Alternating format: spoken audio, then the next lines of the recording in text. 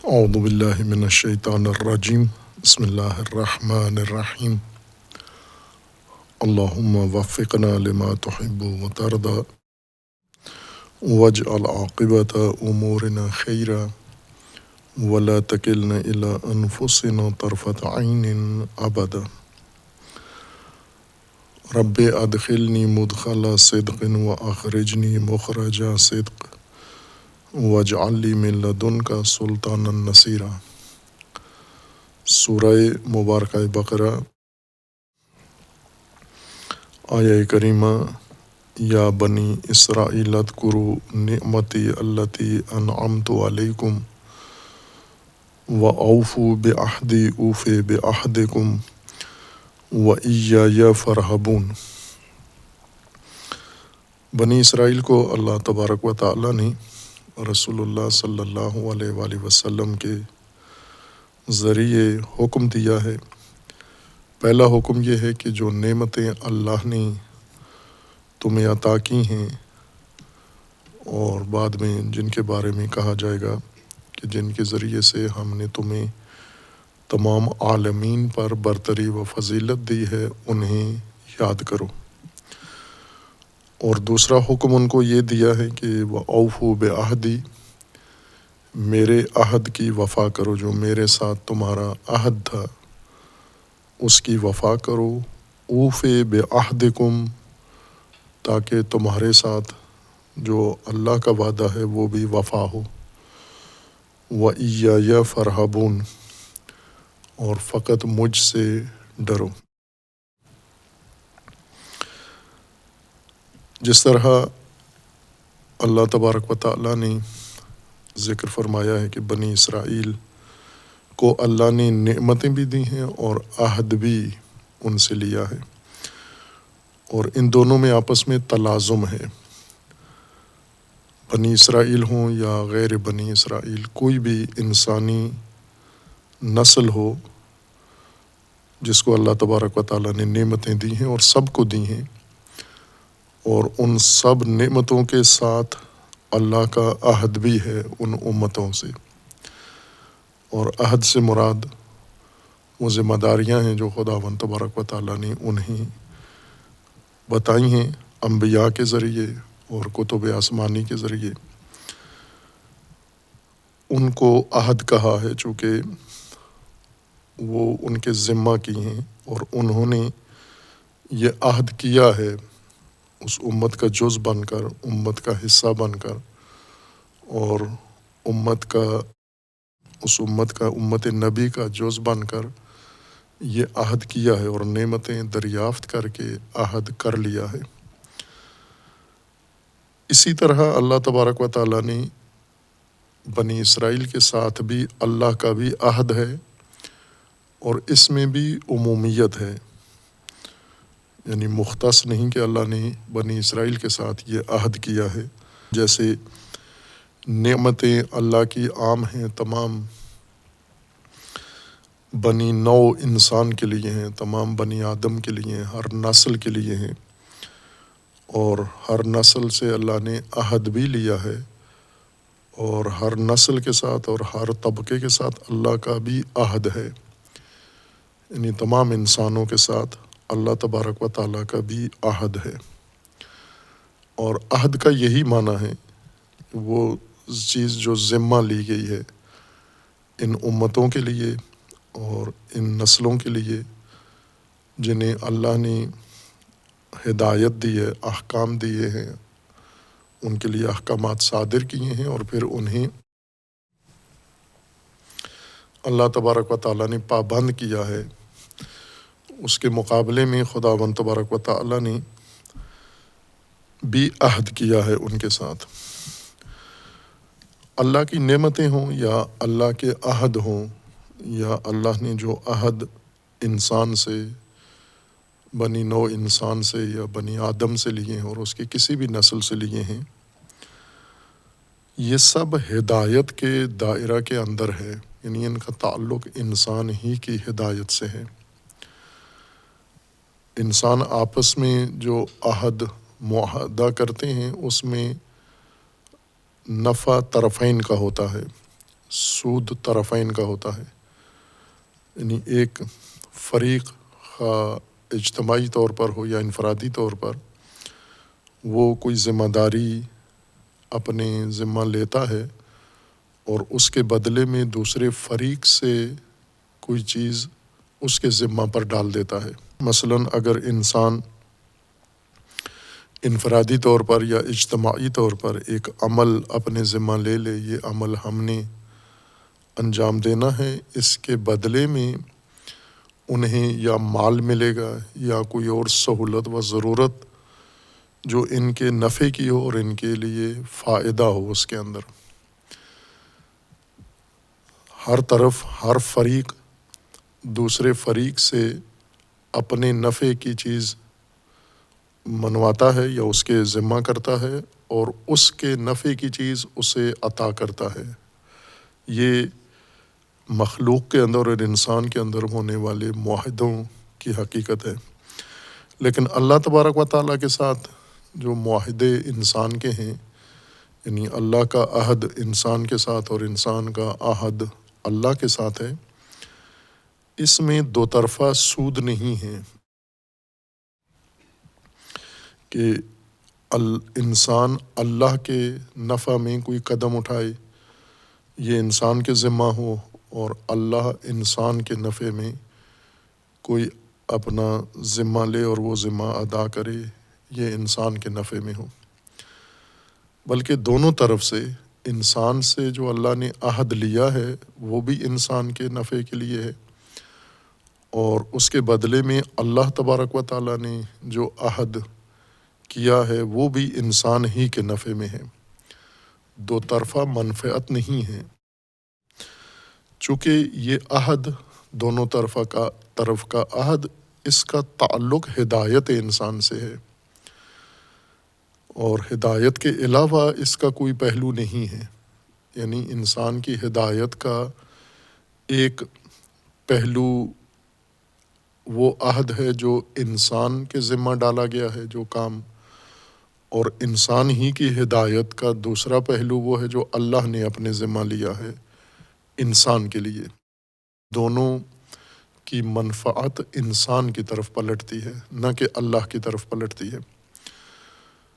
چونکہ معاہدہ عموماً دو ضرورت مندوں کے درمیان ہوتا ہے، ایک فریق دوسرے فریق کی ضرورت پوری کرتا ہے اور اس کے بدلے میں کوئی چیز اپنے ذمہ لیتا ہے اور کوئی چیز اس کے ذمہ ڈالتا ہے۔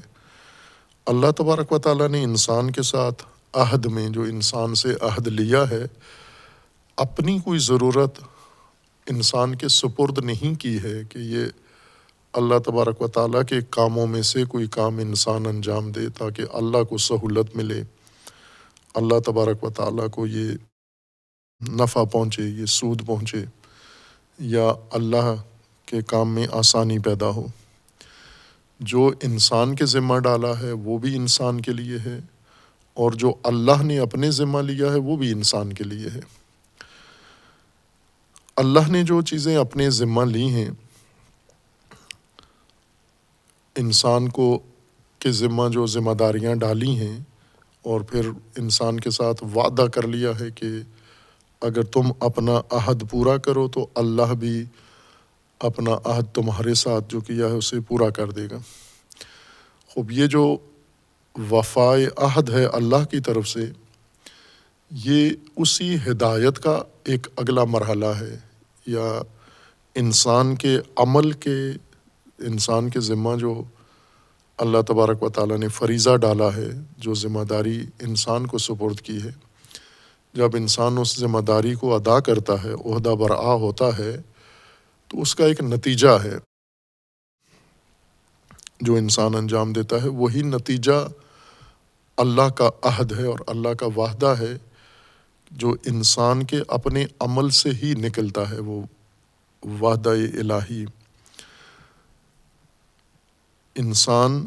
کو اللہ تبارک و تعالیٰ نے کوئی ایسا عہد نہیں دیا یا کوئی ایسا عہد اس سے نہیں لیا جس کی منفعت انسان کی طرف نہ پلٹتی ہو یک طرفہ طور پر، چونکہ اللہ کی ذات غنی ہے، بے نیاز ہے، انسان سے بھی اور انسان کے علاوہ دیگر مخلوقات سے بلکہ ہر ماسوا سے، اپنی ذات کے علاوہ ہر چیز سے اللہ کی ذات بے نیاز ہے۔ بے نیاز کو کسی پہلو سے دوسرے سے نہ مدد لینا ہوتی ہے، نہ اپنے کام دوسرے پہ ڈالنا ہے، نہ اس سے کوئی استفادہ کرنا ہے، چونکہ سب مخلوق ہیں اللہ تبارک و تعالیٰ کی، اور سب مربوب ہیں اللہ تبارک و تعالیٰ کی ربوبیت کے سامنے۔ اس ربوبیت کا یہ تقاضا ہے کہ ان کی پرورش، ان کی تربیت اور ان کی ہدایت ہو، یہ ربوبیت الہیہ کا لازمہ ہے۔ اور انسان کی ہدایت، چونکہ انسان با اختیار اور با ارادہ اور با شعور مخلوق ہے، اس کی ہدایت کا ایک بڑا حصہ خود انسان کے ذریعے انجام پائے گا، انسان کے ارادہ و اختیار سے۔ اس ہدایت کے نظام کو اللہ تبارک و تعالیٰ نے اس طرح سے مقرر فرمایا ہے کہ اسی کو ہدایت کے عمل کو انسان کی ذمہ داری قرار دیا ہے۔ جو چیز انسان کے لیے ضروری ہے، اس کی پرورش کے لیے، اس کی رشد کے لیے، اس کی نشو و نما کے لیے اور اس کے مقصود خلقت تک پہنچنے کے لیے، وہ ساری چیزیں انسان کی ذمہ داریاں قرار دی ہیں، اور یہ عہد بنا لیا ہے، انسان کو پابند کیا ہے کہ تو نے یہ عہد اللہ کا وفا کرنا ہے، یعنی اپنی رشد، اپنی تربیت، اپنی ہدایت اور اپنی نمو کے لیے جو اللہ نے تیرے لیے اسباب مقرر کیے ہیں، جو راستے بنائے ہیں، جو اعمال مقرر کیے ہیں، وہ سب تو نے بجا لانے ہیں۔ جیسے کسی، اور یہ ہم معمول میں بھی دیکھتے ہیں کہ جہاں پرورش اور تربیت کا مقصد کار فرما ہو، وہاں پر اس طرح کے عہد و وعدے انسان بھی کرتا ہے، اور معمولاً یہ عہد و وعدے بچوں کے ساتھ والدین کرتے ہیں، یا وہ مربی، معلم جو بچوں کی تعلیم و تربیت کے متولی ہوتے ہیں، وہ عموماً ایسے عہد بچوں کے ساتھ کرتے ہیں، زیر تربیت بچوں کے ساتھ۔ مثلا والدین بچوں کے کھانا کھلانے کے لیے ان کے ساتھ عہد کرتے ہیں کہ اگر بچہ کھانا کھا لے، چونکہ عموماً ایک عمر میں بچے کھانے کی طرف مائل نہیں ہوتے یا نہیں کھاتے، تو والدین ان کو وعدہ کرتے ہیں، عہد کرتے ہیں ان کے ساتھ کہ اگر تو کھانا کھا لے تو بچے کی پسند کی کوئی چیز اپنے ذمہ لے لیتے ہیں کہ اگر تو یہ کام کرے تجھے یہ چیز ملے گی۔ اور والدین جو کام بچے سے کروا رہے ہیں وہ بھی والدین کے نفع کا کام نہیں ہے، بچے کے سود کا کام ہے۔ یعنی بچے کو کھانا کھلانا، خوراک کھلانا، دودھ پلانا، یہ والدین کے لیے نہیں ہے مفید، بچے کے لیے ہے۔ اس کے ذریعے سے بھی ہدایت کا ایک قدم بچے سے اٹھواتے ہیں کہ کھانا کھا لے۔ جب بچہ کھانا کھا لیتا ہے تو اس عمل کے جواب میں پھر ایک چیز عہد اپنے ذمہ لیتے ہیں، وہ بچے کو ادا کرتے ہیں، اور وہ بھی بچے کے نفع میں ہوتی ہے۔ یعنی دو مرحلوں میں اللہ تبارک و تعالیٰ انسان کی ہدایت کے اسباب انسان تک پہنچاتا ہے۔ ایک پہلے انسان کے لیے ضروری اور انسان کے لیے مفید امور انسان کی ذمہ داری قرار دیتا ہے، جن کا فائدہ صرف انسان کو ہے، اور پھر جب انسان وہ امور بجا لاتا ہے تو اس کے جواب میں اللہ پھر مزید جو عہد کیا ہے، اپنے ذمہ لیا ہے، اضافی امور پھر انسان کو عطا کرتا ہے، اور وہ بھی انسان کی ہدایت اور انسان کی پرورش کے لیے ہی ہوتے ہیں۔ دونوں کی سنخیت ایک جیسی ہے، صرف دو مرحلوں میں انسان کو یہ چیزیں عطا ہوتی ہیں اللہ تبارک و تعالیٰ کی طرف سے، یہ نعمتیں عطا ہوتی ہیں۔ اور دوم یہ کہ اللہ تبارک و تعالیٰ جو عہد انسان کے ساتھ کرتا ہے، وہ دراصل انسان کے پہلے عمل کے نتائج ہوتے ہیں۔ طبعی نتائج جو اللہ تبارک و تعالیٰ نے مقرر کیے ہیں. جیسے اللہ کسی انسان کے ذمہ یہ چیز لگا دے کہ تم باغ لگاؤ، اگر تم نے باغ لگایا، درخت لگائے پھلدار، میں تمہیں پھل دوں گا. تو یہ پھل اسی انسان کے عمل سے ہی اللہ نے نکالنا ہے. یعنی انسان سے اللہ وہی کام کروا رہا ہے جس پر پھل لگے گا. وہ ذمہ جو اللہ نے لیا ہے اور انسان کو عطا ہونا ہے، اس کا تعلق ہوتا ہے اس عمل کے ساتھ جو انسان کے ذمہ کیا ہے. دونوں آپس میں لا تعلق نہیں ہوتے، منقطع نہیں ہوتے. جیسا ہم عام طور پر انسان آپس میں جو معاہدے کرتے ہیں وہ بدلہ ہوتا ہے، نہ کہ خود اس عمل سے دوسرا عمل پیدا ہوتا ہو. مثلا جیسے کاریگر ہیں، مزدور ہیں، یہ کام کرتے ہیں، مستری مزدور، اور جواباً ان کو پیسہ ملتا ہے. تو انہوں نے دیوار بنائی تھی، تو دیوار سے پیسہ نہیں ہوگا، پیسہ الگ سے الگ اسباب کے ذریعے سے ایک بدلے کی ایک چیز اس عمل کے بدلے میں اس کو دی گئی ہے. اللہ تبارک و تعالیٰ کی طرف سے اس طرح بدلہ نہیں ہوتا کہ انسان کسی اور نوعیت کا کام کرے اور اس کو نتیجہ کسی اور نوعیت کا دیا جائے بدلے میں. انسان اگر عبادت کرتا ہے، مثلا نماز پڑھتا ہے، حج کرتا ہے اور دیگر عبادی اعمال بجا لاتا ہے، تو اس کو بدلہ کھانے کی صورت میں ملے، خوراک کی صورت میں ملے، عبادتوں کا بدلہ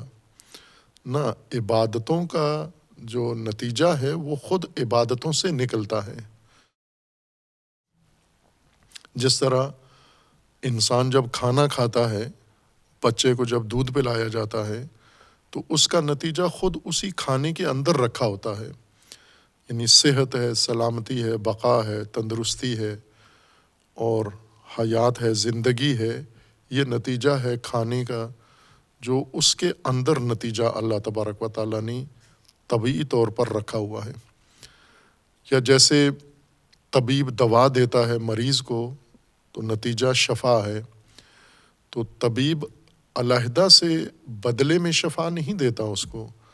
اس دوا کے اندر شفا رکھی ہوئی ہے. یعنی جو انسان دوا تناول کرتا ہے وہ دراصل شفا تناول کر رہا ہے، لیکن اس شفا کے لیے اللہ تبارک و تعالیٰ نے اسباب مقرر کیے ہیں. اسباب کے ذریعے سے نتائج انسان کو عطا کرنے ہیں. تکوین میں بھی یہی قانون ہے اللہ تبارک و تعالیٰ کا. اگر اللہ تعالیٰ نے کسی کو کوئی تکوینی نتیجہ دینا ہے تو وہ تکوینی سبب کے ذریعے سے ہوگا، اس سبب کے اندر نتائج رکھے ہوتے ہیں. تشریعی طور پر قانون کے لحاظ سے بھی اللہ کسی کو نتیجہ دینا چاہے تو وہ نتیجہ اس عمل کے اندر رکھا ہوتا ہے. اور تمام ہدایت کا قانون اسی ضابطے کے مطابق ہے. تمام ہدایت اس طرح سے ہے کہ جو کام انسان کے ذمہ لگایا جائے گا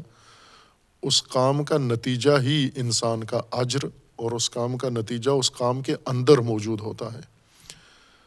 انفرادی طور پر بھی اور اجتماعی و سماجی طور پر بھی. مثلا اگر ایک معاشرہ ترقی یافتہ ہے تو یہ ترقی اللہ تبارک و تعالیٰ نے بدلے میں نہیں دی ان کو، یہ ترقی ان کے اس محنت، مشقت، سنجیدگی، کوشش اور ان توانائیوں کے اندر رکھی ہوئی تھی جو انہوں نے انجام دی، یا جو طریقے انہوں نے اپنائے اس کے اندر نتیجے رکھے ہوئے تھے. ترقی نتیجہ کے طور پر اس کے اندر رکھی ہوئی تھی،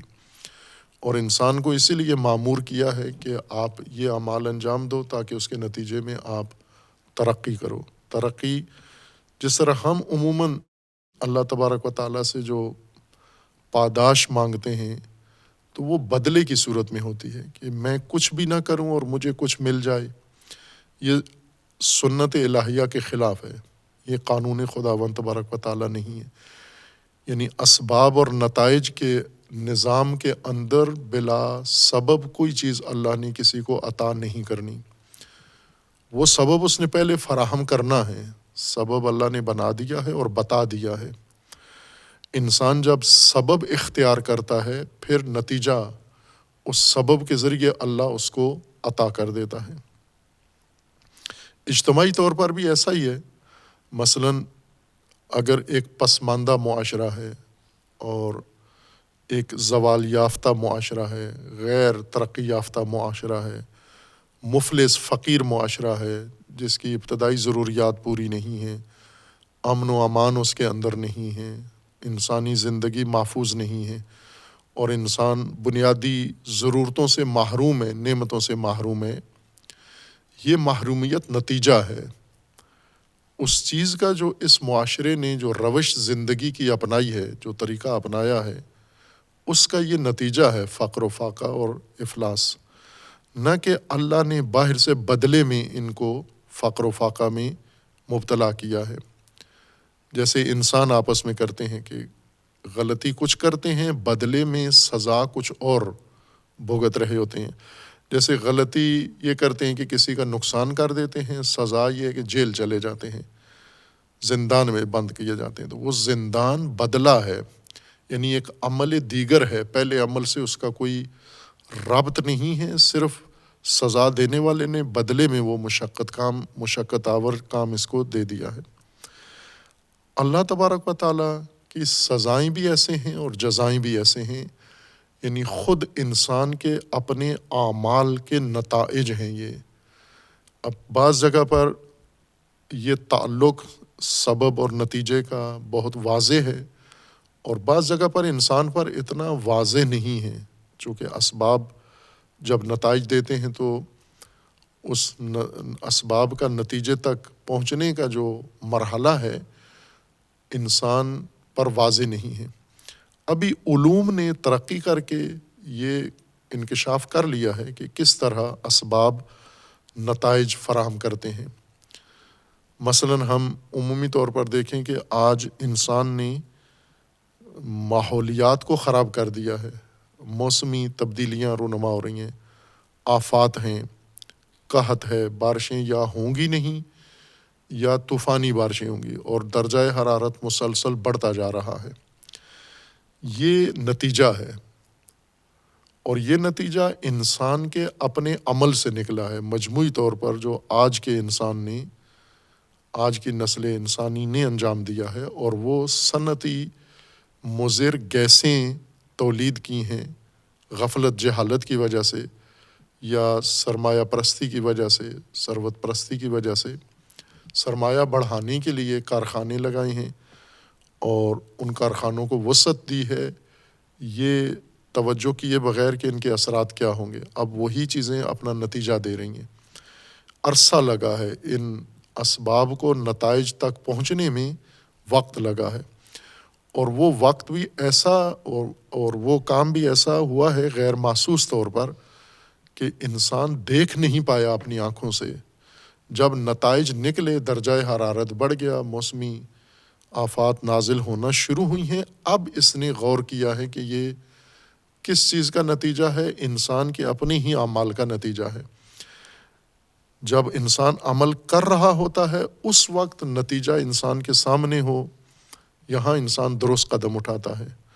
اور قرآن کریم نے ہدایت میں یہی کیا ہے کہ نتائج پہلے ہی، اقدام سے پہلے، عمل سے پہلے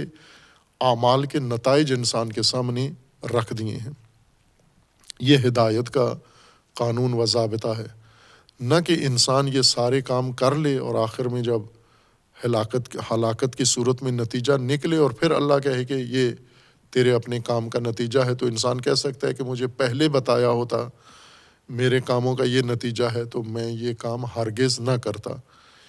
اور پھر انسان کی حجت اللہ پر قائم ہو جاتی۔ لیکن قرآن کے فرمان کے مطابق کہ ایسے نہیں ہے، انسان اللہ پر حجت نہیں رکھتے، اللہ کی حجت ہے تمام انسان کے اوپر، اور اس حجت کا ایک بڑا حصہ اس چیز سے تعلق رکھتا ہے کہ اللہ تبارک و تعالیٰ نے انسانی اعمال کے نتائج پہلے بیان کر دیے ہیں، ذکر کر دیے ہیں کہ یہ اعمال آپ کرو گے، یہ نتائج آپ کو حاصل ہوں گے، اور وہ مختلف طریقوں سے ذکر کیے ہیں۔ اللہ تبارک و تعالیٰ نے اس نتیجہ دہی کو، نتیجہ انسانی اعمال کے نتائج کو اپنے ذمہ لازم قرار دیا ہے کہ یہ ایک طرح سے اللہ تبارک و تعالیٰ کی طرف سے طے ہے، انسان کے لیے یقینی ہے اور قطعی ہے کہ انسان اگر عمل کرے گا نتیجہ اس کو ہر صورت میں ملے گا، اور یہ ذمہ اللہ نے اپنے ذمہ لے لیا ہے کہ تمہارے اعمال کے نتائج تمہیں ضرور ملیں گے۔ اس لیے فرمایا ہے کہ اوفو بعہدی اوف بعہدکم، میرے عہد تم پورے کرو، یعنی وہ ذمہ داریاں جو میں نے تمہاری لگائی ہیں تو میں اپنے ذمہ جو میں نے لیا تھا وہ تمہیں دے دوں گا، اور اس میں فاصلہ اور تخلف ناممکن ہے کہ انسان کوئی عمل انجام دے اور اس کا نتیجہ انسان کو نہ ملے، خیر میں بھی اور شر میں بھی، اصلاح میں بھی اور فساد میں بھی۔ ہر قوم نے، ہر نسل نے اپنے عمل کا نتیجہ ضرور حاصل کرنا ہے، چونکہ اللہ کا نظام سنت الہی یہ ہے کہ اسباب نتائج کے ساتھ جڑے ہوئے ہیں اور نتائج اسباب کے اوپر انحصار کرتے ہیں۔ بس اسباب اللہ نے انسان کو دے کر عہد لے لیا ہے کہ یہ اسباب تم نے فراہم کرنے ہیں، اور نتائج کو اللہ تبارک و تعالیٰ نے اپنے ذمہ اپنا عہد رکھ لیا کہ یہ عہد حتماً تمہیں وفا ہوگا، یعنی مشروط ہے۔ اللہ کا عہد انسان کے وفا کے ساتھ مشروط ہے،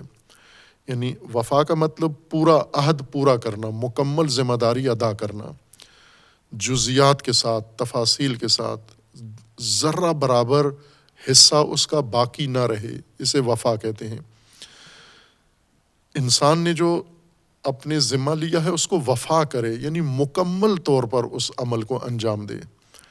جتنا عہد اہمیت رکھتا ہے اتنا ہی یہ عنوان دوم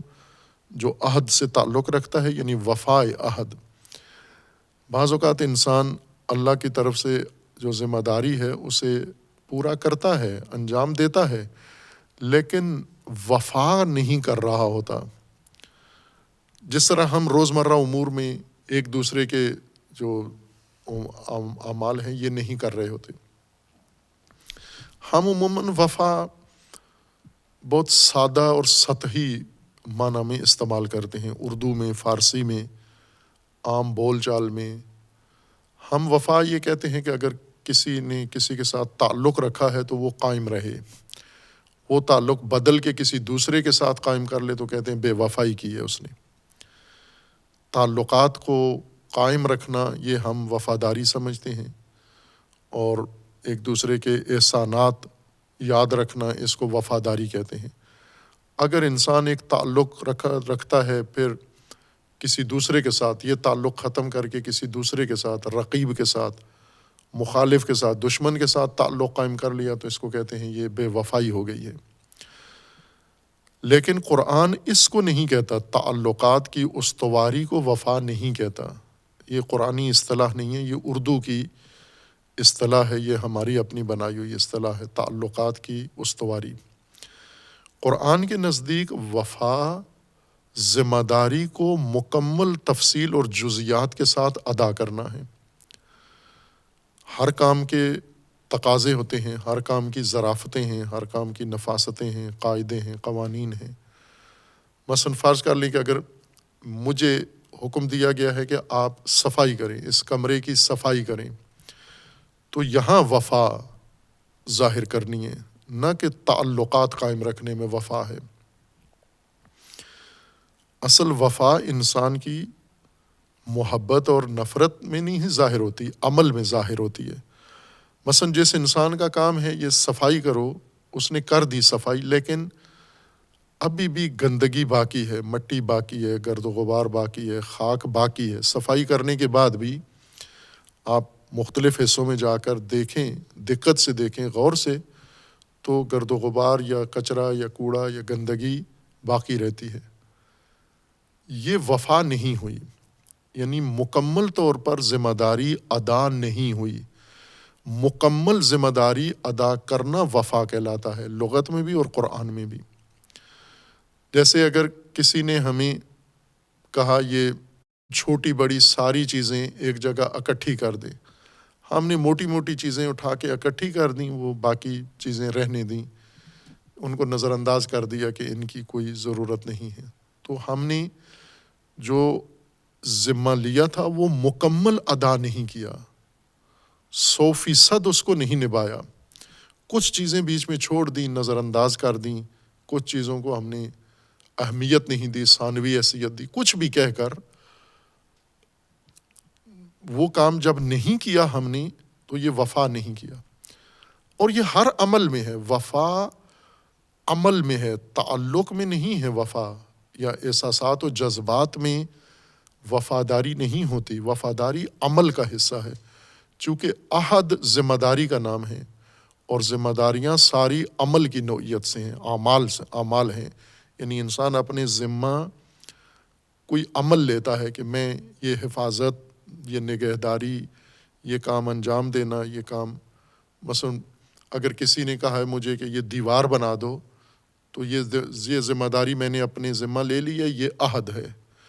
اس کو وفا کرنا ہے، یعنی یہی کام جو ذمہ لیا ہے، ذمہ داری، اس کو مکمل طور پر ادا کرنا۔ اگر اس میں ایک اینٹ نہیں لگی یا دیوار کا کوئی حصہ رہ گیا، نہیں انجام دیا، تو یہ عہد وفا نہیں ہوا۔ بے شک آپ کہیں کہ اکثر کام ہو گیا، جیسے عموماً ہم ذمہ داریوں کی ادائیگی کو یوں سمجھتے ہیں کہ اس کا بیشتر حصہ، اکثر حصہ انجام دے کے کچھ حصہ چھوڑ دیتے ہیں اپنی تھکن کی خاطر یا کسی وجہ سے، اور کہہ دیتے ہیں کہ میں نے اپنا عہد، میں نے اپنا معاہدہ پورا کر دیا ہے، نہیں کیا ہے۔ یعنی عہد پورا کرنا، تکمیل کرنا، اور عہد وفا کرنا، قرآن نے جو لفظ استعمال کیا ہے وہ تکمیل عہد نہیں ہے، تتمیم عہد نہیں ہے، وفا عہد ہے۔ ممکن ہے ہم اکثر کام کے انجام پانے کو تکمیل کہہ دیں، مسامحہ کریں، چشم پوشی کے ساتھ، ہم جیسا کہ اکثر کہتے ہیں کہ زیادہ تر کام ہو گیا ہے، تھوڑا سا رہ گیا ہے، تو ہم عموماً کہہ دیتے ہیں کہ یہ کام مکمل ہے، لیکن یہ کام جو انجام پایا ہے یہ کام وفا نہیں ہوا، مستوفات نہیں ہے یہ کام، یعنی پوری تفصیلات، جزیات کے ساتھ یہ کام انجام نہیں پایا، اکثر حصہ ہو گیا ہے لیکن ساری حقیقت وجود میں نہیں آئی، وفا نہیں ہوئی۔ اللہ تبارک و تعالیٰ نے ذمہ داریوں کی وفا ذکر کی ہے کہ ان کو تمام تفصیلات کے ساتھ آپ نے ادا کرنا ہے۔ ہر کام میں اس کی مثال موجود ہے، جو جہاں جہاں عہد ہے۔ مثلا ایک انسان کا کام ہے اگر پڑھانا، تو وہ جب تک مکمل بات پڑھا نہ دے، سمجھا نہ دے، اس نے عہد وفا نہیں کیا۔ اگر آئے مثلاً آ کے اپنے شاگردوں کے سامنے بیٹھ کے اور گفتگو کر کے، موٹی موٹی باتیں سرسری کر کے اور عبارتیں پڑھ کے ترجمہ کر کے چلا جائے، لیکن مکمل تفہیم نہیں کیا، سمجھایا نہیں ہے، ان کے دل و دماغ میں بات اتاری نہیں ہے، اور تسلی اور یقین حاصل نہیں کیا کہ جو میرا ذمہ تھا پڑھانا و سمجھانا، میں نے وہ پورا سمجھا دیا ہے، جب تک اس کو یقینی نہیں بنایا حرف آخر تک، آخری جز تک، یہ وفا نہیں کی اس نے۔ اور یہی وہ امور ہیں جہاں انسان ذمہ داریاں انجام دیتے ہیں، مثلا کام کرتے ہیں لیکن نتائج نہیں نکلتے۔ ہم اپنی ملکی صورتحال دیکھیں، اب ہمارا جو تہذیب ہے، ہماری کلچر ہے، وہ وفا والی تہذیب نہیں ہے، ہماری تہذیب میں وفا نہیں ہے۔ وفا کا مطلب یہ نہیں کہ تعلقات ختم کر دیتے ہیں، کسی سے دوستی کرتے ہیں پھر بیچ میں چھوڑ دیتے ہیں، بے وفائی کرتے ہیں، یہ شاعرانہ ادیبانہ وفا ہے۔ قرآن کے نزدیک وفا ہماری تہذیب کا حصہ نہیں ہے، یعنی تعہد اور وفا دونوں۔ تعہد، ذمہ داریاں لینا، یہ ہماری تہذیب کا حصہ نہیں ہے۔ کام چور ہیں، ذمہ داری چور ہیں، یعنی کوشش یہ ہوتی ہے، ہماری تربیت پرورش یہ ہے کہ جتنا ہو سکے ذمہ داریوں سے دور رہو، ذمہ داریوں سے کنارہ کش رہو۔ کوئی ذمہ داری کسی قسم کی، مالی ذمہ داری اور عملی ذمہ داری، ذہنی ذمہ داری، فکری ذمہ داری، کسی طرح کی ذمہ داری مت لو، بالکل راحت، آسودہ اور فارغ رہو۔ یہ کمال ہے تمہارا۔ ہماری تہذیب میں اس کو انسان کی مہارت، عقل مندی، سمجھداری گردانا گیا ہے، جو قرآن کے بالکل برعکس ہے۔ قرآن کے نزدیک یہ احمق انسان ہے جو عہد نہیں کرتا، جو ذمہ داری نہیں اٹھاتا، جو ذمہ نہیں لیتا اپنے، یہ احمق انسان ہے، یہ خائن انسان ہے، امین انسان نہیں ہے۔ خوب، ایک جو ہماری تہذیب کی بنیادی مشکل ہے وہ یہ ہے کہ تعہد نہیں ہے اس کے اندر، یعنی ذمہ داریاں خود لینا، تعہد،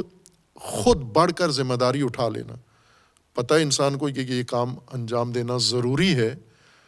کوئی نہیں انجام دے رہا، میں اس کو بڑھ کر انجام دوں۔ یہ ہماری پرورش نہیں ہے، چونکہ تہذیب قرآنی نہیں ہے، تہذیب قرآنی نظام کے مطابق نہیں ہے، اور قرآن ہم نے تہذیب کا منبع بھی نہیں بنایا ہم نے، اور اگر قرآن میں رجوع کرتے بھی ہیں تو یہ معارف اس سے استخراج نہیں کرتے۔ مثلاً تعہد اور عہد سے، قرآن سے ہم یہ مفہوم نہیں لیتے کہ قرآن کا کہنے کا مطلب یہ ہے کہ جو کرنے کا کام ہے، ضروری کام ہے، جس کا وقوع اللہ نے حکم دیا ہے حتماً ہونا چاہیے، تمہارے اپنے لیے، تمہارے معاشرے کے لیے، تمہارے ماحول و مملکت کے لیے، تمہاری موجودہ آئندہ نسلوں کے لیے جو کام ہونا چاہیے، یہ تمہاری ذمہ داری ہے، اس کو ذمہ داری سمجھ کر انجام دو آپ۔ خوب، یہ تعہد اس کو کہتے ہیں، یا تعہد آور تہذیب یہ ہے، اور قرآن یہی سے افراد کو متوجہ کر دیتا ہے کہ آغاز اللہ کے دین کا عہد ہے، عہد کرو، یعنی ذمہ داریاں اپنے ذمہ لے لو جو تمہاری بنتی ہیں، جو کام تم کر سکتے ہو، جتنی توانائی اللہ نے دی ہے۔ مثلا ہم کتنی ذمہ داری لیں، مقدار کیا ہے، ہم کس پیمانے میں تولیں کہ ہر انسان کی کتنی ذمہ داری بنتی ہے؟ جتنی اس کے اندر توانائی ہے اتنی اس کی ذمہ داری بنتی ہے، جتنی طاقت اللہ نے دی ہے اتنی اس کی ذمہ داری بنتی ہے۔ مثلا جتنی ذہانت ہے، جتنی فراست ہے، جتنی اس کے اندر قوت ہے، اتنی اس کی ذمہ داری بنتی ہے۔ اگر اس سے کم ذمہ داری لیتا ہے، یہ متعہد انسان نہیں ہے، یہ غیر ذمہ دار انسان ہے۔ یہ وہ ہے جس کے بارے میں لا عہد لہ، اس کا کوئی عہد نہیں ہے، اور چونکہ عہد نہیں ہے تو اب باقی ساری چیزیں اس سے خود ہی نفی ہو جاتی ہیں۔ پس پہلا مطلب جو قرآن کریم اپنے نظام ہدایت میں بنیاد قرار دیتا ہے وہ عہد ہے، یعنی ذمہ داریاں اٹھانا۔ کتنی ذمہ داریاں اٹھانا؟ جتنی توانائیاں ہیں آپ کے اندر۔ اگر مثلا ہمارے اندر توانائی ہے 100%، ہم 99% ذمہ داریاں اٹھائیں تو عہد نہیں کیا ہم نے۔ عہد جتنی توانائی ہے اتنی ذمہ داری اٹھا لو۔ اس توانائی کو ادا کرنا یہ جہد ہے۔ جہد کا مطلب قرآن کی اصطلاح میں تمام توانائی صرف کرنا، خرچ کر دینا۔ بذل الجہد یا بذل الوسع، جتنی وسع و طاقت و توانائی اللہ نے دی ہے وہ ساری خرچ کر دینا، یہ جہد ہے، یہ اجتہاد ہے، یہ جہاد ہے۔ یہ تمام توانائی کے مطابق ذمہ داری لے لینا، یہ عہد ہے۔ عہد کے مطابق توانائی ساری خرچ کر دینا، یہ جہد ہے۔ اور جو ذمہ داری تھی اس پورے کو انجام دے دینا مکمل طریقے سے، مکمل طور پر، اس طرح سے کہ پیچھے ایک قطرہ بھی نہ رہے، ایک ذرہ بھی پیچھے رہ نہ جائے، اس کو وفا کہتے ہیں۔ اور وہ جو اللہ تبارک و تعالیٰ کا فرمان ہے بنی اسرائیل کو، وہ وفا ہے۔ اوفو بعہدی،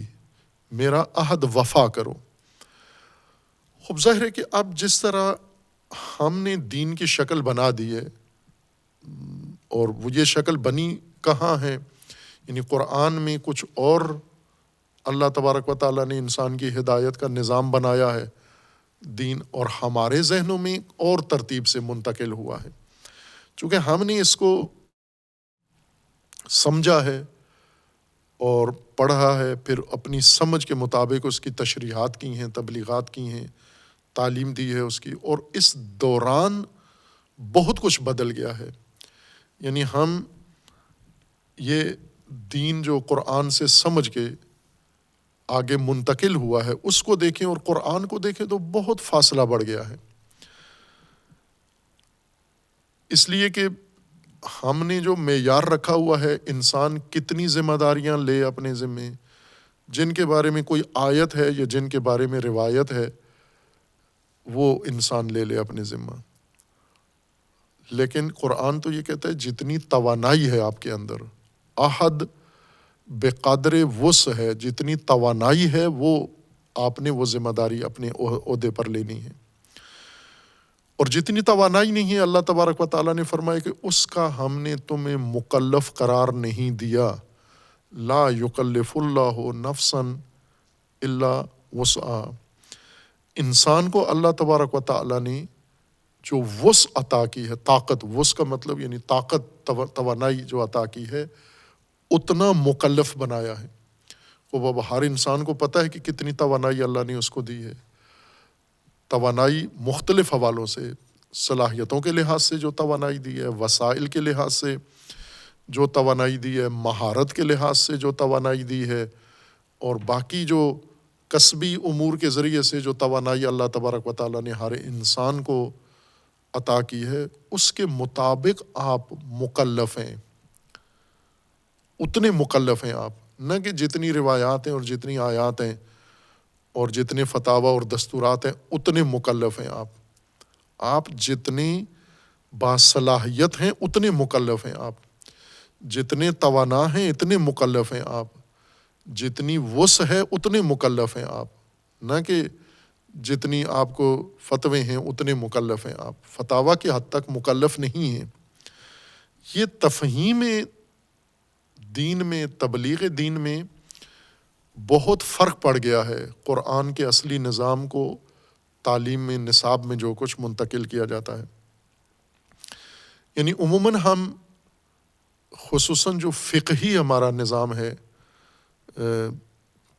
بنیاد ہے، چونکہ فرائض، احکام، ذمہ داریاں ساری جس علم میں بیان کی جاتی ہیں وہ فقہ ہے، علم فقہ ہے، اور علم فقہ نے بنیاد اس بات پر رکھی ہوئی ہے کہ جو چیز دلیل سے ثابت ہے وہ آپ کی ذمہ داری ہے، اور جو چیز دلیل نہیں ہے وہ ثابت آپ کی ذمہ داری نہیں بنتی۔ بے شک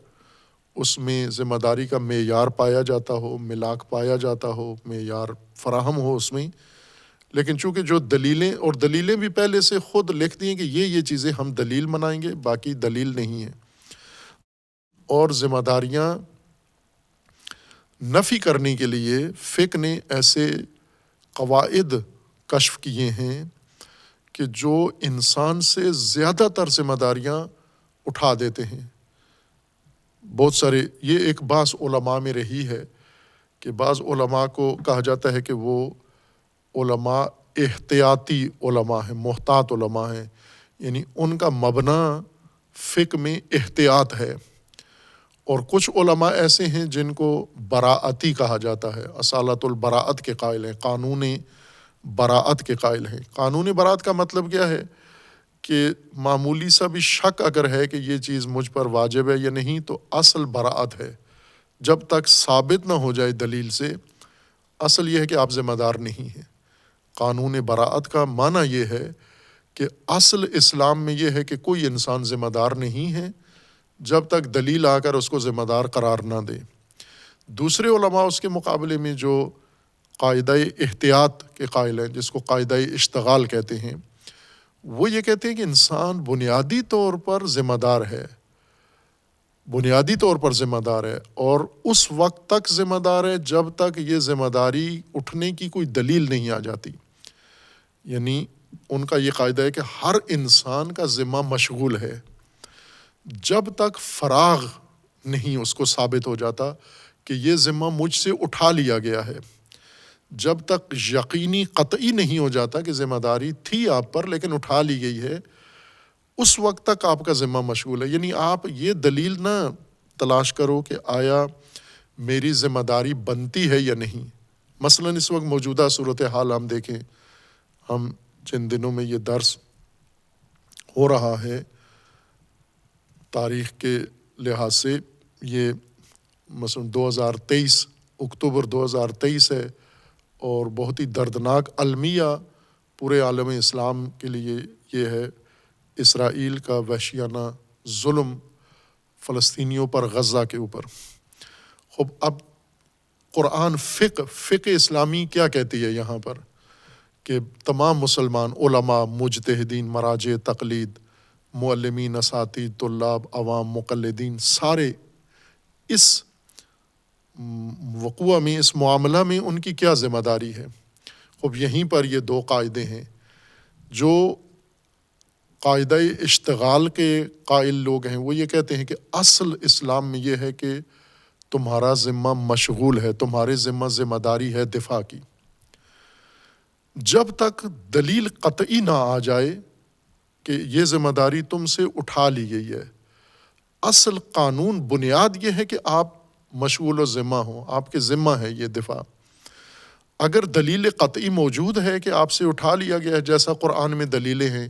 کہ بوڑھے، بچے، مریض،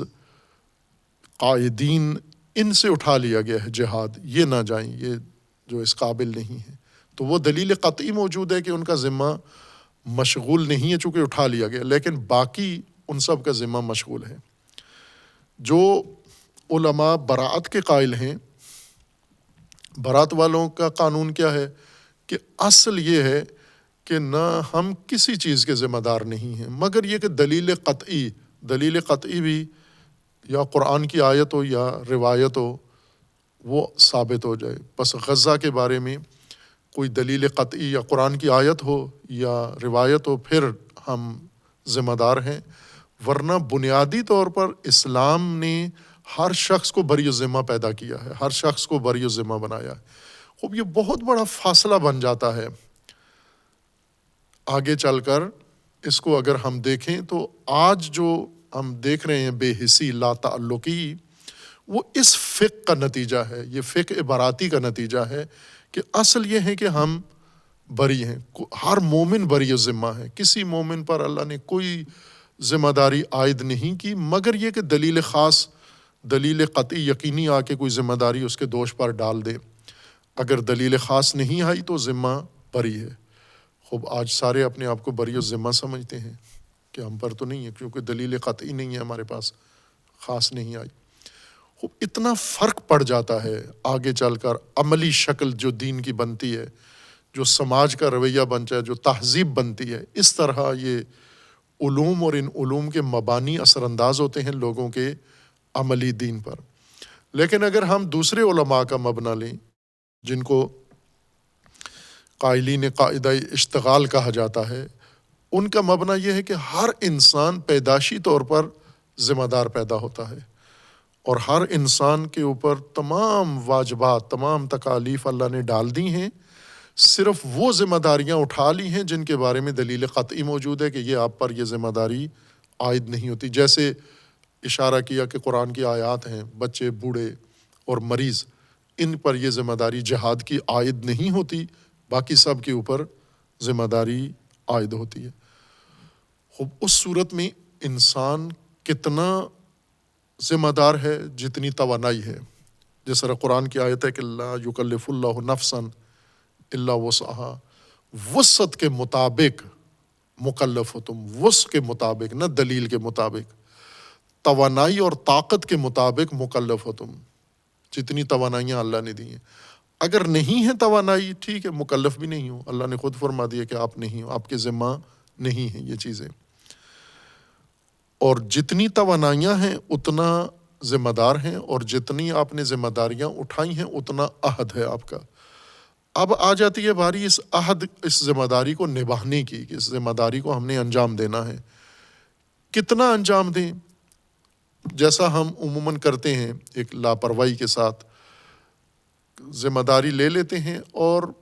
اس کو سرسری سا انجام دے کے ایک خانہ پوری جس کو کہا جاتا ہے، ایک فارمیلٹی کے طور پر ایک کام کرتے ہیں، خانہ پوری کر دی ہے، لیکن ہمیں بھی پتہ ہے کہ حق ادا نہیں ہوا، پورا کام انجام نہیں پایا. فرض کریں جب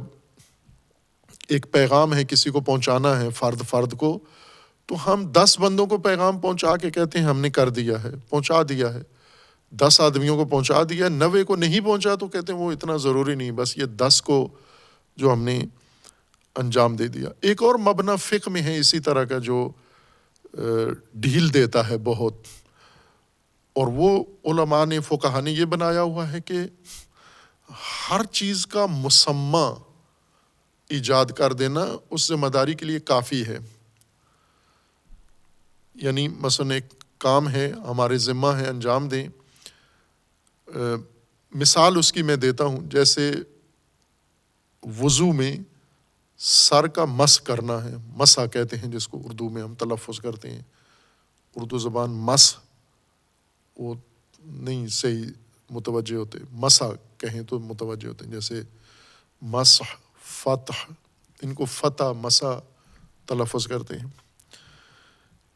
سر کا مس کریں آپ، اور وہ لکھا ہوا ہے فتویٰ میں بھی ہے، روایات میں بھی ہے کہ کتنے سر کا مس کریں اور کتنے ہاتھ کے کتنے حصے سے کریں. وہ حدود اس کی مشخص کی گئی ہیں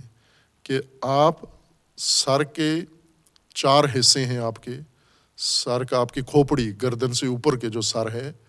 اس کے 4 حصے ہیں. ایک دایاں حصہ کان اور کان کے اوپر دونوں طرف، اور ایک پچھلا حصہ آپ کا، اور ایک سامنے کا حصہ پیشانی سے اوپر جہاں سے بال شروع ہوتے ہیں اور چوٹی تک، یہ سامنے کا حصہ. یہ مس کی حدود میں سے ہے کہ اس پہ مس کرنا ہے آپ نے، دائیں اور بائیں نہیں، بلکہ بالکل سامنے کا حصہ جو بالوں کی پیشانی کے بعد بال جہاں سے اگتے ہیں معمولاً، ممکن ہے بعض گنجے ہوں نہ ہوں ان کے بال، لیکن عموماً پیشانی جہاں بال ہوں یا نہ ہوں، پیشانی کی ایک حد مشخص ہوتی ہے. پیشانی کے بعد جو سر کا حصہ سامنے کا شروع ہوتا ہے چوٹی تک، اس کے اوپر آپ نے مس کرنا ہے. کتنے ہاتھ سے مس کریں؟ وہ ہاتھ کی ہتھیلی سے، یہ ہاتھ کی ہتھیلی جو ہے اس کے ذریعے سے آپ سر کے سامنے کے حصے کو مس کریں. مس کا مطلب صرف رکھنا نہیں ہے، بلکہ تھوڑا سا اس کو چلانا ہے، ہاتھ سر کے اوپر چلے بھی آپ کا، یہ مس ہے. اب علماء نے یہاں جو چھوٹ دی ہے وہ یہ ہے کہ اگر انسان پورے ہتھیلی نہ رکھے سر پر، صرف ایک انگلی، ان 4 انگلیوں میں سے کوئی انگلی اگر سر پر مس کر دے، اور چوٹی سے لے کے پیشانی تک جو سر ہے بالوں والا حصہ، اس پورے پر نہ کرے بلکہ ایک لائن، ایک انگلی کے برابر، اور کھینچے بھی یوں نہیں کہ چوٹی سے کھینچ کے سیدھا پیشانی تک لائے، بلکہ معمولی سا سرکائے، ہاتھ رکھ کے انگلی رکھ کے ذرا سا سرکا دے تو اس سے مس کا عنوان صادق آ جاتا ہے. یعنی مسمى مس کا پیدا ہو گیا. آپ نے مصداق، کم از کم مصداق جو حد اقل مصداق ہے وہ آپ نے ایجاد کر دیا ہے، اور یہ کافی ہے. شارح مقدس راضی ہے کہ آپ نے مس کر لیا ہے. وہ پوری ہتھیلی اور پورا سر سامنے کا یہ مس کرنا، اس کے اوپر مثلا مرطوب ہاتھ چلانا، یہ ضروری نہیں ہے، واجب نہیں ہے. اب یہ ایک چھوٹ ہے، اس کو ہم کہتے ہیں کہ ڈھیل ہے، نکالی ہے. کہاں سے نکالی ہے؟ کسی روایت میں یا نہ، قاعدہ ہے. قاعدہ یہ ہے کہ جو کام آپ کے ذمہ کیے جاتے ہیں، ان کام کا ایک حد اکثر حد ہوتی ہے اور ایک حد اقل، یعنی کم از کم اور زیادہ سے زیادہ، جس کو عموماً استعمال کرتے ہیں اردو میں کم از کم اور زیادہ سے زیادہ، اور عربی میں حد اقل و حد اکثر کہتے ہیں اس کو ہم، اور انگریزی میں کہتے ہیں منیمم اور میکسیمم. یہ 2 حدیں ہوتی ہیں کہ کوئی کام جب آپ نے انجام دینا ہے تو اس کو کتنا انجام دیں، ہم کم از کم انجام دیں، زیادہ سے زیادہ جو حد ہے اس کی وہ انجام دیں. جیسے سر کا مس ہے تو کتنا کریں، حد اکثر یہ حد رکھی گئی ہے کہ دونوں پہلو جو سر کے ہیں سائیڈیں، انہیں چھوڑ کے اور چوٹی سے پیشانی تک کی تمام حد، یہ حد اکثر سر کی حد ہے، یہ ساری مس کریں اور پوری ہتھیلی سے مس کریں، یا نہ ہاتھ کا کچھ حصہ، کم از کم حصہ ہاتھ کا ایک انگلی، اور انگلی بھی پوری نہ ہو، یہ پورا آگے والا حصہ، یہ اگر آپ نے مس کر دیا سر کے اتنے ہی حصے پہ جتنا آپ کا انگلی کا پورا ہے، تو یہ کم از کم مس ہے۔ تو اب باقاعدہ یہاں فتویٰ یہی ہے کہ اگر آپ نے یہ کم از کم حد مقدار اگر آپ بجا لائے ہیں تو آپ نے امر امتثال کر دیا، بجا لایا، آپ نے اطاعت ہو گئی، مس ہو گیا، طہارت وضو مکمل۔ اسی طرح کی نماز بھی ہے اب آپ کی، یہ صلاۃ ہے، صلاۃ ایک حد اکثر صلاۃ ہے، ایک حد اقل صلاۃ ہے۔ حد اقل صلاۃ جیسے اس کے ارکان ہیں، اذکار ہیں، یہ 2 حدیں ہیں۔ تو اقامہ صلاۃ کرنی ہے، کتنی کریں؟ وہ حد اقل مقدار اگر آپ نے انجام دے دی ہے تو آپ کے ذمہ سے امر ساقط ہو گیا ہے۔ یہ وہ فقہی مبانی ہیں جس نے تعہد اور وفا کی دنیا ہی بدل دی ہے۔ یعنی ابھی ہم نے چونکہ یہ پڑھا ہے، اور پھر جو عموماً طلاب چونکہ پڑھ لیتے ہیں یہ قواعد سارے، اور پھر پابندی کے ساتھ شاید پوری زندگی پورے سر کا مسا نہ کیا ہو یا پوری ہتھیلی سے نہ کیا ہو، وہ مسمہ ہی انجام دیتے ہیں، یعنی انگلی کے پورے برابر سر کے حصے پر انگلی ٹچ کر کے مس کر دیتے ہیں، کیونکہ کم از کم یہ حد رکھی گئی ہے۔ اس سے بھی کم کریں گے تو پھر مسا ہوتا نہیں ہے، وضو نہیں ہوگا۔ یہ کم از کم مقدار ہے، اور کم از کم مقدار کو ہم نے معمول بنا لیا ہے، پھر علماء سے دوسروں نے سیکھ لیا ہے، عوام نے بھی سیکھ لیا ہے۔ لیکن یہ وفا نہیں ہے، کم از کم انجام دینا، بھلے عنوان جو دلیل میں آیا ہے اس کے صدق کے لیے ایجاد مسمہ، وہ بھی مسمم ما، یعنی کچھ مقدار، اس کا مطلب یہ ہوتا ہے کچھ مقدار اس کام کی جو آپ کے ذمہ ہے، اس کی کچھ مقدار اگر آپ نے کر دی تو آپ نے اپنا فریضہ انجام دے دیا۔ مثلاً ہمیں اگر حکم دیا گیا ہے کہ آپ مدد کرو، فقراء کی مدد کرو، آپ نے 1 روپیہ دے دیا فقراء کی مدد کے لیے، تو آپ نے جو صدقہ کا یا تصدق کا جو عنوان ہے اس کا مسمہ آپ نے پیدا کر دیا ہے، حد اقل مقدار اس کی ایجاد کر دی ہے، آپ کا نام آ گیا ہے صدقہ کرنے والوں میں سے۔ یہ ہماری فقہ کی تعلیم ہے، لیکن یہ وفا نہیں ہے۔ وفا مکمل ادائیگی، نہ حد اکثر اور حد اقل۔ وفا کا مطلب یعنی مکمل بطور مستوفات، تمام حدود کے ساتھ، تمام جزیات کے ساتھ، تمام شرائط کے ساتھ اس کام کو انجام دینا، یہ وفائے عہد ہے۔ وفا کے مقابلے میں جو متضاد صفت ہے وہ ہے غدر۔ غدار اردو میں استعمال کرتے ہیں، جس طرح وفادار صحیح معنی میں نہیں استعمال کرتے، تعلقات اور احساسات کے زمرے میں وفا کو ذکر کرتے ہیں، تو غدار بھی اسی طرح سے رجحانات کو غداری کہتے ہیں، کہ اگر کسی کی طرف رجحان ہونا چاہیے اس سے بدل کے کسی اور کی طرف ہو گیا تو اس کو کہتے ہیں یہ غدار ہے۔ غدر عہد پورا نہ کرنا، ذمہ داری پوری نہ نبھانا، غدار انسان ہوتا ہے۔ وفا پورے طور پر انجام دینا، غدر نامکمل انجام دینا، کوئی کام مکمل نہ کرنا، پورا مکمل نہ کرنا، یہ غداری ہے۔ یہ غدار انسان کون ہے؟ جو پوری ذمہ داری نہیں نبھاتا، مکمل ذمہ داری نہیں نبھاتا۔ جیسے اب علماء جو احتیاط کے قائل ہیں وہ ہمیں یہ حکم دیتے ہیں کہ جب آپ وضو کر رہے ہوتے ہیں، اس وضو میں آپ نے کونی سے آگے انگلیوں تک سارا ہاتھ وضو میں دھونا ہے۔ احتیاطاً آپ تھوڑا سا کونی سے اوپر سے دھونا شروع کریں۔ اصل واجب جو بازو ہے انسان کا، کونی سے نیچے کا جو بازو ہاتھ کی طرف ہوتا ہے، یہ دھونا واجب ہے، اور اس کی حد کونی ہے۔ لیکن یہ یقین کرنے کے لیے کہ کونی دھل گئی ہے جو مقدار واجب تھی، تھوڑا سا کونی سے اوپر سے دھو دیا کریں، تاکہ یقین حاصل ہو جائے، احتیاطاً تھوڑا سا زیادہ کر دیں۔ خوب یہ احتیاطی عمل ہے کہ آپ پر واجب کونی دھونا ہے، لیکن آپ تھوڑا سا زیادہ بازو دھو دیں، 1-2 سینٹی میٹر، آدھی انچ زیادہ دھو دیں آپ، تاکہ یقین ہو جائے کہ جو میرا ذمہ تھا وہ میں نے ادا کر دیا ہے۔ وفا اسی کو کہتے ہیں کہ آپ مکمل ذمہ داری سے تھوڑا سا زیادہ کر دیں آپ کام، تاکہ یقین ہو جائے آپ کو کہ جتنی ذمہ داری میری بنتی تھی میں نے اپنی طرف سے تھوڑا سا اس میں اضافی بھی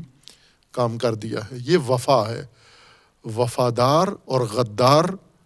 دو ذمہ داریوں کے زمرے میں یہ دو اصطلاحیں ہیں، نہ تعلقات۔ اردو میں آ کر یہ تعلقات کے زمرے میں چلے گئے ہیں، غدار اور وفادار، لیکن قرآن ان کو عہد اور ذمہ داریوں میں دونوں کو ذکر کرتا ہے کہ وفادار وہ ہے جو ذمہ داریاں پوری نبھاتا ہے، اور زیر وفادار اس وقت ہوتا ہے جب وہ عہد کرتا ہے۔ اگر عہد ہی نہ ہو تو وفا کی نوبت ہی نہیں آتی۔ تو پہلی چیز عہد ہے۔ یہ عہد انسان کا ہے اللہ کے ساتھ جب انسان مکمل اپنی ذمہ داری ادا کرتا ہے، نہ کم از کم مقدار اس کی، یا اس میں سے کچھ، یا بقول علماء کے مسمى اس کا ایجاد کر دے صدق مصداق کے لیے۔ یعنی فقہا اس بات کو بہت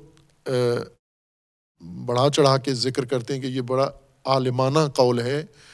کہ اصل مسمى صدق کر جائے، بس اتنا کام آپ کر دیا کریں، باقی مرتفع ہے آپ سے۔